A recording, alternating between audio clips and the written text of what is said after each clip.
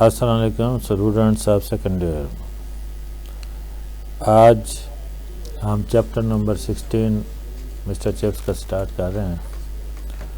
اس کے اندر یہ بتایا گیا ہے کہ اسکول چھوڑنے کے بعد، اسکول سے استعفیٰ دینے کے بعد 15 سال بعد اس کی جسمانی حالت کیسی تھی، اور ریٹائرمنٹ کے بعد مختلف موسموں میں اس کی صحت کیسی تھی، وہ کس طرح وقت گزارتا تھا، کیسے بہت سے لڑکے اسے ملنے آتے تھے، اور جنگ کے بعد کون کون سی سیاسی تبدیلیاں ماحول اور معاشرے کے اندر آئی تھیں، یہ تمام چیزیں، اور پھر انگلینڈ کا کیا حال تھا، اور انگلستان میں ایک دفعہ عام ہڑتال ہو گئی تھی،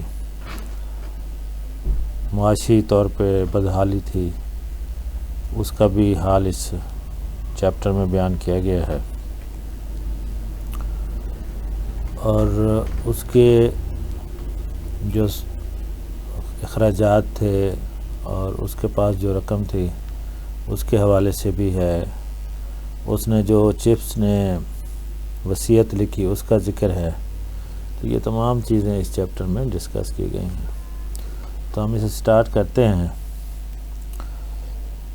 And now 15 years after that, he could look upon it all with the deep and sumptuous tranquility. He was not ill, of course, only a little tired at times and bad with his breathing during the winter months. He would not go abroad. He had once tried it, but he chanced to strike the Riviera during one of its carefully unadvertised cold spells. یعنی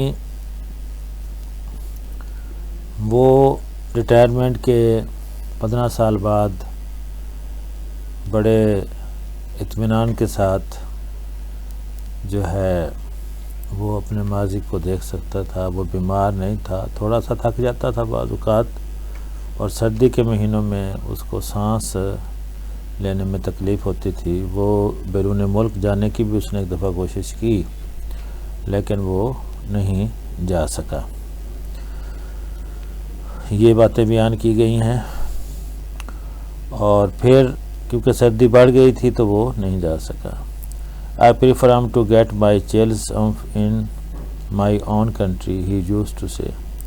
تو وہ کیا کرتا تھا کہ میں اس سردی میں یہی پسند کروں گا کہ اپنے ملک میں ہی رہوں۔ He had to take care himself when there were east winds, but autumn and winter were not really so bad.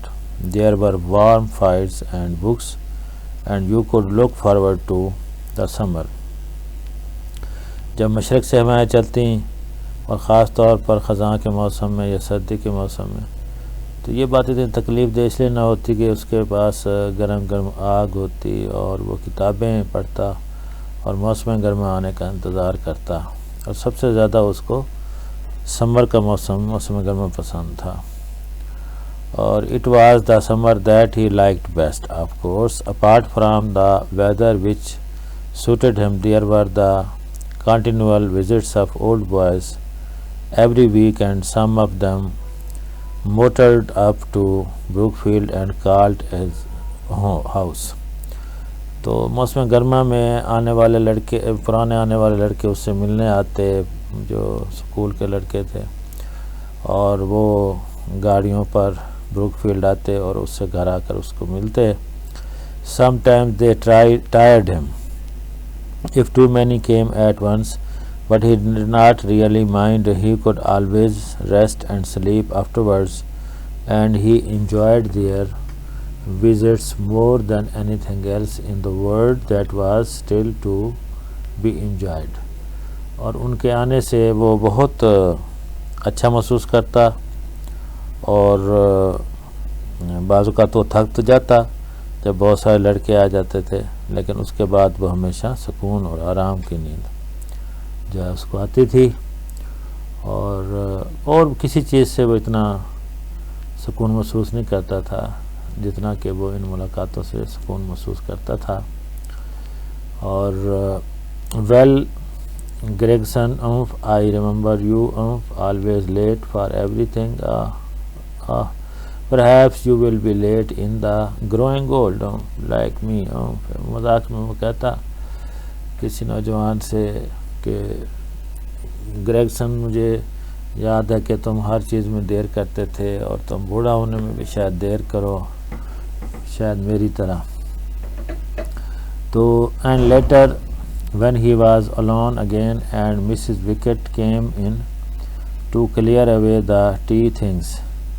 Mrs. Wickett, young Gregson called, you remember him, do you? Tall boy with the spectacles, always late. Got a job with the League of Nations, where I suppose his undulatiness won't be noticeable. تو Mrs wicket اس دوران چائے کی بچی کچھ چیزوں کو اٹھانے کے لیے آتی، تو وہ کہتا مسز وکٹ وہ نوجوان گریگسن مجھے ملنے آیا تھا، تمہیں یاد تو ہوگا، وہ اینک والا لمبا لڑکا، وہ ہمیشہ دیر کر دیتا تھا. اب اس کو لیگ آف نیشنز میں جاب مل گئی ہے اور ہو سکتا ہے وہاں اس کی سستی پر کوئی دھیان نہ دے، وہ ہمیشہ سے سست تھا. And sometimes with the bell rang for call over, he would go to the window and look across the road and over the school fence and see in the distance the thin line of boys filing past the bench. اور بعض اوقات school میں حاضری کی گھنٹی بجتی تھی تو وہ بھی کھڑکی کی طرف پہنچ جاتا اور بہت دور سکول کی باڑ کے اوپر سے وہ دیکھتا کہ کیسے لڑکے ایک قطار میں چل رہے ہوتے تھے. یہ منظر وہ دیکھتا تھا کہ ایک لمبی سی قطار ہوتی تھی لڑکوں کی، اور یہ منظر وہ دیکھتا رہتا تھا. New times new names but the old one still remained. Jefferson, Jennings, Julian, Job, Kingsley, Primus Kingsley, Secundus Kingsley, Tertius, Kingston, یہ تمام اسٹوڈنٹ کے نام تھے جو اس کے اولڈ اسٹوڈنٹس تھے، اور یہ سارے پرانے اسٹوڈنٹس کے نام اس کو ازبر تھے، اس کے ذہن میں یہ موجود تھے. اور وہ سوچتا Where are you all? Where have you all gone to? Mrs. Wickett, bring me a cup of tea just before prep, will you please? اور مسز وکٹ سے وہ کہتا کہ پریپ کلاس کی گھنٹی بجنے سے تھوڑا پہلے کیا تم میرے لیے چائے کا کپ لا دو گی؟ تو یہ اس کی سکول سے بہت زیادہ اٹیچمنٹ کا ذکر ہے. The post-war decade swept through with the clatter of change and mail adjustments. اور اسی طرح جنگ کے 10 سال بعد تبدیلی ہوئی، بہت بد نظمی، بہت زیادہ ابتری ہوئی، تیزی سے یہ سال گزرتے چلے گئے. Chips, as he lived through it, it was profoundly disappointed when he looked abroad. اور چپس کے لیے یہ سال ظاہر ابتری اور بے چینی دنیا میں پھیلی ہوئی تھی، تو اس کے لیے بھی یہ سال بہت ہی زیادہ غیر معمولی تھے.